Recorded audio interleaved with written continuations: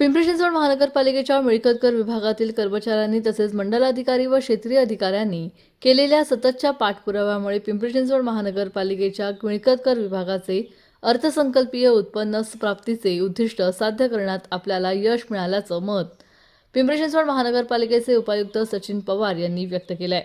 पिंपरी चिंचवड महानगरपालिकेच्या स्थायी समिती सभेत अर्थसंकल्पीय उद्दिष्ट प्राप्त करणाऱ्या विभाग प्रमुखांचा सन्मान स्थायी समिती सभापती अभिषेक बारणे यांच्या हस्ते करण्यात आला।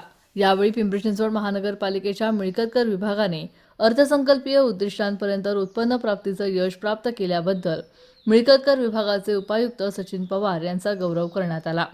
आर्थिक वर्षात मिळकत कर विभागाने 961 कोटी 74 लाख रुपयांची वसुली केली आहे।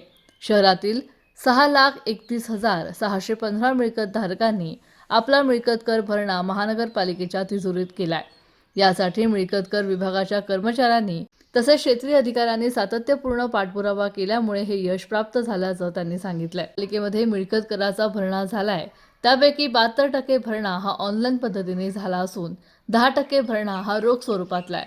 मिळकत कर विभागाने या संदर्भात जी मोहीम हाती घेतली होती त्याचा हा परिणाम असून ऑनलाईन पद्धतीने भरणा झाल्यामुळे नागरिकांमध्ये जागृती निर्माण झाली असल्याचं सचिन पवार यावेळी म्हणाले।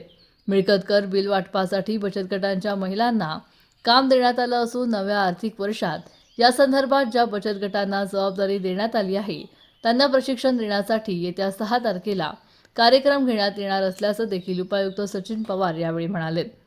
प्रतिनिधी महाराष्ट्र न्यूज, पिंपरी चिंचवड।